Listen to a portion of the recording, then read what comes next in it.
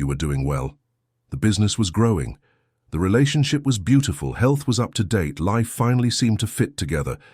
And then you told someone, a close person, a family member, a friend, a colleague. And after that, something changed. Not from 1 hour to the next, but gradually. One thing here, another there. The project that stalled, the account that no longer balanced, the energy that dropped, the rope that seemed to tighten exactly where it was previously loose. You were left in doubt. You were left with that question you do not want to say out loud because it seems like an exaggeration, superstition, something for uneducated people. Could it have been the fat eye? This video will end that doubt. Because what I'm going to show you today unites what the most advanced science says about the real effect of envy on the energetic and emotional field of other people, with what Brazilian spiritual wisdom has known for centuries about how to identify, neutralize, and protect oneself from the gaze that withers what you are building. Stay until the end, because before this video finishes, you will know exactly who is looking at you with the eye you do not want, and what to do with that gaze. Let us begin with what no one likes to admit openly, but what almost every Brazilian has already experienced, at least once. You achieved something you wanted very much. A promotion, a new car, a relationship that seemed healthy, a child who was born well, a new house, a trip you planned for years, and in the heat of joy, you shared it. With the family in the WhatsApp group, with that female friend who asks about everything, with the work colleague who always seems interested in your life, with the neighbor who always comments when you arrive with something new. And then life hit a break you did not expect. The car scratched in the parking lot on the third day. The promotion that came accompanied by a problem that consumed all the pleasure of the achievement. The relationship that cooled for no apparent reason. The child who fell ill right after the birthday. The new house that presented a problem in the very first weeks. The trip that had a serious setback. You try to rationalize. You tell yourself they are coincidences, that the world is just like that nothing is perfect. But deep down, in that part of you that was raised within a culture that knows about these things, the question remains, was it the fat eye? The answer, as you will discover here, is more complex and more grounded than the question seems.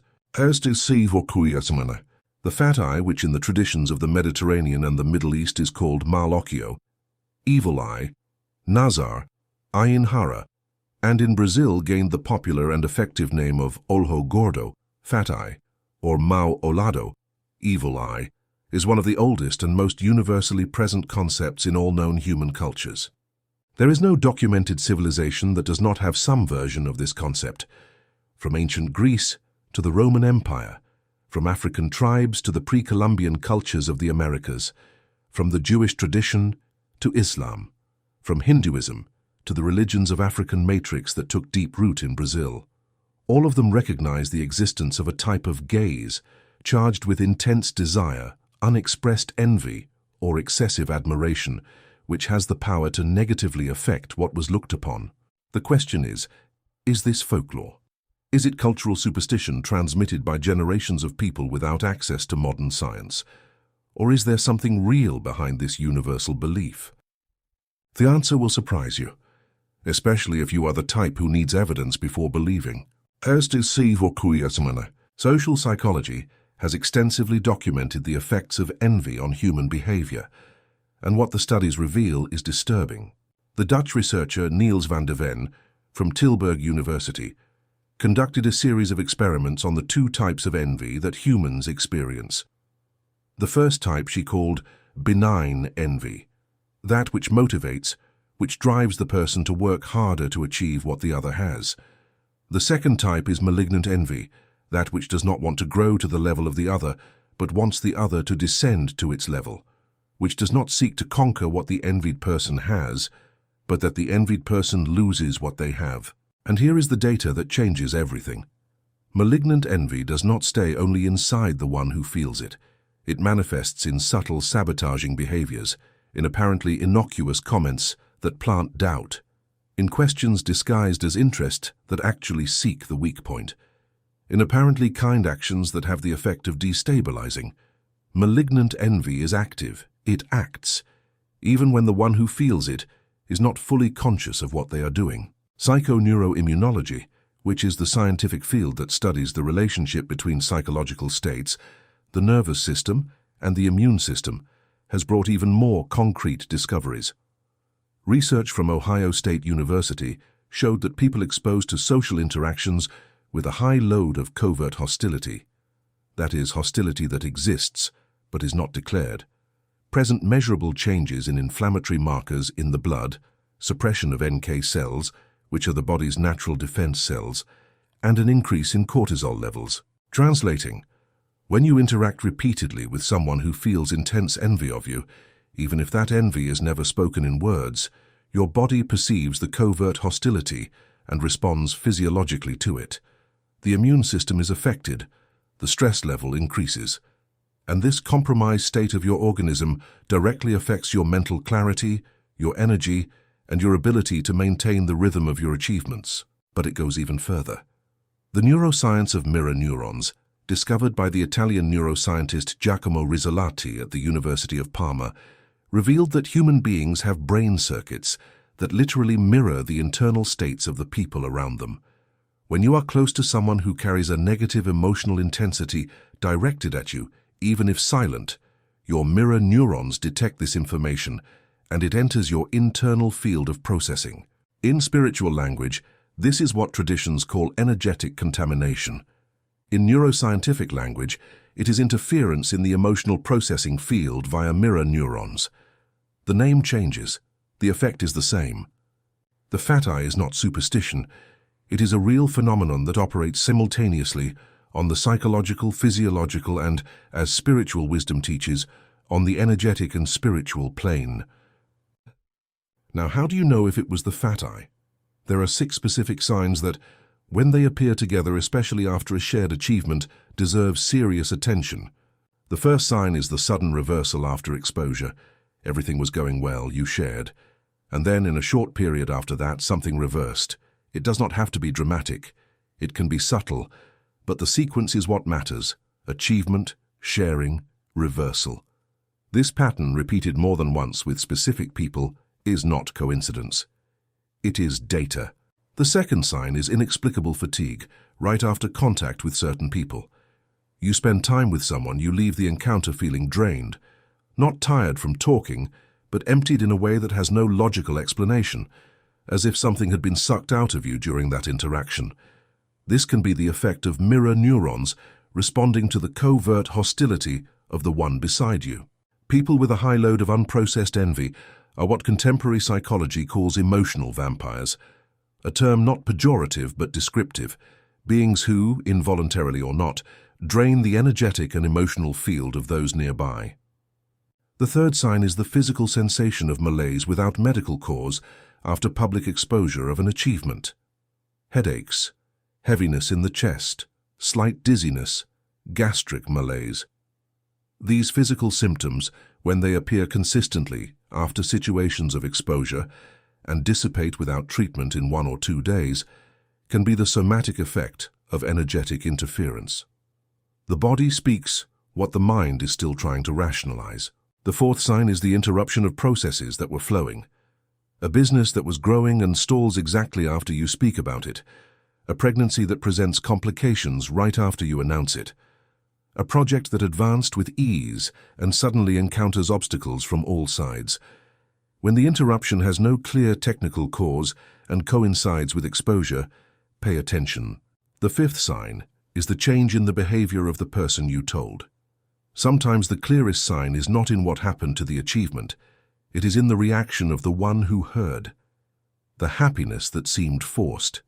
The praise that came accompanied by an unexpected reservation. The excessive interest in details that no one would normally ask. The subtle change in the tone of voice. The smile that arrived a second late. These micro-expressions and these behaviors are what Paul Ekman, the American psychologist specializing in facial expressions, called emotional leaks, the real emotion that escapes for fractions of a second before the social mask covers it. The sixth sign is the repetition of the pattern with the same person. Once may be coincidence, twice deserves attention, 3 times is a pattern. If every time you share an achievement with a certain person, something does not go well afterward, the problem is not bad luck. It is the dynamic. But before going to the next point, I need you now. If you are recognizing yourself in any of these signs, go to the comments and write protection. Also tell, if you feel comfortable, a situation in which you felt that the fat I acted on your achievements. These reports are important not only because they create community, but because they validate the experience of other people who are still doubting what they felt. And if you are not yet subscribed to the channel, do that now and activate the bell. Because this content is part of a broader series on spiritual protection and discernment, and you will want to follow every part. Now, who are the envious? How to identify them before the damage happens. Here is where most content on this theme errs, because painting the envious person as a soap opera villain, that obviously evil person who clearly wants your harm, is naive and dangerous. Because the most effective envy does not look like malice, it looks like love. There are 5 profiles of the envious that you need to know, and by knowing them, you will not develop paranoia. You will develop discernment, which is something completely different. The first profile is the excessive admirer. This person praises you too much, frequently and with an intensity that sometimes generates discomfort. Wow, you are incredible. Everything you touch turns to gold. I admire you so much. These praises seem like love, but they can be the expression of an admiration that borders on obsession and which underneath carries an intense desire to have what you have, mixed with the pain of not having it. Excessive admiration and envy are sides of the same coin. The more the admiration is unmeasured, the higher the level of unresolved desire underneath can be. The second profile is the well-intentioned who always qualifies. Every time you tell of an achievement, it comes accompanied by a but that this person raises. That's great, but don't you think that, congratulations, just be careful with, how wonderful, but these businesses usually, the reservation may seem like care. But when it appears in any and every achievement, regardless of the context, it reveals a pattern, the discomfort with your advancement, disguised as concern. The third profile is the obsessive detailer. When you tell of something good that happened, this person wants to know everything. How much it cost, how it was done, who was involved, how much you earned, why you and not someone else.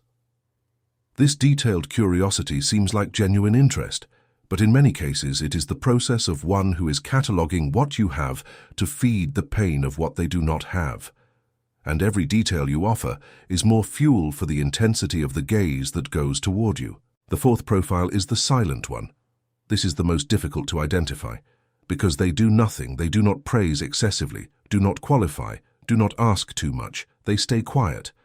But a silence that has weight, an absence of reaction that is more expressive than any word. When you tell of an achievement and this person stays in silence or changes the subject, the absence of reaction is the data. Because genuine reaction to the good news of someone you love is spontaneous. When it does not come, something blocked it. The fifth profile is the close family member, and this is the one that hurts most to recognize, because the most potent fat eye, spiritually speaking, is that which comes from someone who has a deep, effective bond with you. Not because family members are worse than strangers, but because the emotional bond is the channel through which energy transits with more intensity. The envy of a stranger has limited reach. The envy of someone with whom you share history, blood, or love has a reach that goes beyond what most people can imagine. This does not mean you should distrust your entire family. It means that discernment needs to be active also inside the home, because there is no love that automatically immunizes against envy. They are emotions that coexist, and recognizing this is not betraying those you love. It is protecting what you are building. Let me tell you about Fernanda, 43 years old, from Curitiba, a primary school teacher for 16 years. After much effort, she passed a federal public exam and received a job proposal in another city with a salary 3 times higher. The achievement was enormous, a real life change. She called her mother before calling anyone else. The mother was silent for a few seconds. Then she said, "But are you going to have to move? That far away? And the apartment here, what are you going to do? Without a congratulations, without an I'm so proud. Only questions that carried concern but which actually revealed discomfort. Afterward, Fernanda called a childhood friend. The friend vibrated, screamed with joy, cried together, wanted to know everything with the excitement of one who genuinely celebrates. And Fernanda told me that she realized there, in the contrast between the two reactions, what she had never named before, the difference between who is happy for your happiness and who is being hit by it. In the following months, while preparing for the move, problems appeared in sequence. The apartment that was to be rented had problems with the contract. The change of documentation had an unexpected error. The reconnaissance trip to the new city coincided with her catching the flu. Nothing catastrophic, but all together, all at the same time. An older friend of northeastern origin, upon hearing the story, said bluntly, "You were looked upon, I don't know by whom, but you were." Fernanda, daughter of rational parents and a graduate in pedagogy, would have discarded this years before. But faced with the pattern, faced with the accumulation, faced with what she felt in the call with her mother, she did not discard it. She did what the friend suggested. She sought a benzedira blesser from the community. She performed a cleansing. She prayed. She placed protection in her luggage and in the new house. The move happened.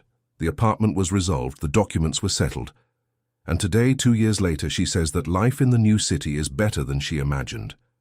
She does not know for sure if it was the fat eye, but she knows what she felt, and she knows that after the cleansing, the flow returned. This is not scientific proof, it is testimony. And testimony has a type of authority that scientific proof does not reach, the authority of lived experience. Now, how do you protect yourself?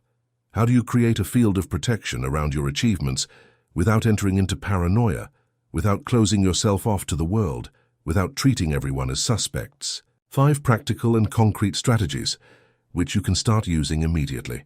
The first is strategic silence. Not everything you are building needs to be shared before it is consolidated. There is an ancient wisdom that says, do not speak of the egg before it is hatched, not because sharing is wrong, but because achievements in formation are more vulnerable than established achievements. A project at the beginning, a new relationship, a pregnancy in the first weeks, a business that is taking its first steps. All these elements have a natural fragility that does not need to be exposed to the energetic field of people whose reactions you have not yet evaluated. Let it grow, let it consolidate, share when it already has enough roots to withstand interference. This is not lying, it is not hiding. It is strategic protection of what is being gestated. The second strategy is audience discernment. Not all people in your life need to have access to all your achievements. This is healthy, not paranoia.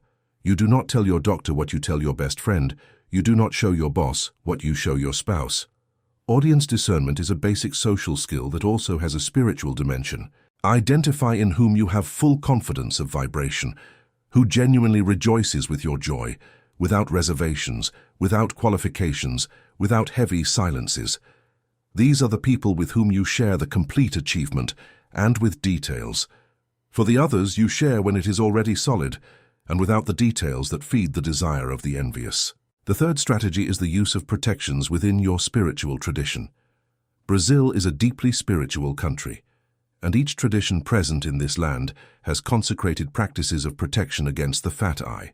In Brazilian popular tradition, especially in the northeast and the interior of the country, the figer of wood or jet, the sprig of arruda's rue at the door of the house or in the car, the specific prayer of the benzedira for the evil eye, the garlic broth in strategic places of the house, are practices that have centuries of continued use, not because our ancestors were ignorant, but because they were wise enough to recognize what is not seen, but is felt. In popular Catholicism, prayers of protection, especially Psalm 91, the morning protection prayer, and the sprinkling of holy water on the body and the environment are ways of creating a field of spiritual protection recognized for centuries. In Spiritism, the chain of protection energetic passes and the prayer of protection before leaving home are concrete practices of shielding the individual energetic field. In Umbanda and Candomblé, protection baths with specific herbs such as aruda, rue, guinea, guinea hen weed, and comigoningem pod, dumb cane, and the rituals of fechamento de corpo, body closing, operate as spiritual shielding within a tradition that has deep knowledge about energies and how to manage them. Regardless of your tradition, use what belongs to your faith with conviction and regularity. Spiritual protection is not to be used only when the damage has already happened. It is to be maintained as a routine. Just as you do not wait to fall ill to start eating well, you take care beforehand. The fourth strategy is regular cleansing. Even with active protection, some interference may arrive. Therefore, periodic cleansing is necessary, in your body, in your environment, and in your personal objects. Baths with coarse salt and arruda rue have an energetic cleansing function documented in Brazilian traditions, as does the use of incense, the prayer of cleansing, traversing the rooms of the house, the renewal of protection elements in the environments. It is not paranoia, it is spiritual hygiene. In the same way that you do not go without bathing the body for weeks, you do not leave the spiritual field, accumulating what should not be there. The fifth strategy is gratitude in silence. This is the most counterintuitive and perhaps the most powerful. When you give thanks internally for achievements before sharing them externally, you create a field of consecration around them. You connect them to the level of the sacred before exposing them to the level of the social. This has a direct spiritual effect, but it also has a concrete psychological effect. Active gratitude is the internal state most resistant to external interference. A person in a deep state of genuine gratitude does not have the same level of energetic vulnerability as a person in a state of anxiety, vanity, or need for validation. Gratitude is not just a positive emotion, it is protection.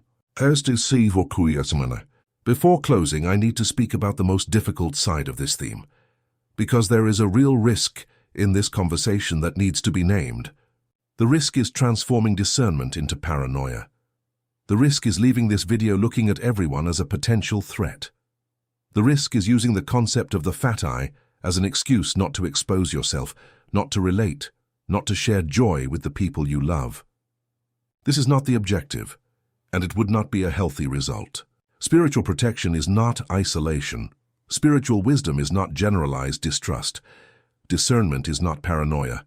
The difference is this: discernment observes patterns before concluding. Paranoia concludes before observing patterns. Observe, feel. Note the reactions of people. Note how you feel after each interaction. Note if the patterns described here appear with consistency around specific people. And based on what you observe, adjust your exposure. Do not close your heart. Protect what is growing. They are different things, and when you learn to do both at the same time, you become neither naive nor paranoid. You become wise. Because the chosen one does not need to live in fear of the gaze of the envious. He needs to know that gaze, recognize it when it appears, and know what to do when it appears. You now know. And here remains the final promise of this content. The gaze of the envious has a limit. It can only wither what does not have enough root. What was consecrated, what was watered with faith, what was protected with wisdom, and what was built with real purpose.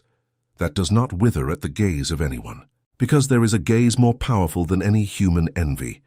The gaze that watches over the one who was chosen. The gaze that does not tire, that is not distracted, that has no envy of what it created. The gaze that is upon you right now, while you watch this video and become aware of what was operating in your life. That gaze does not wither. That gaze makes things grow.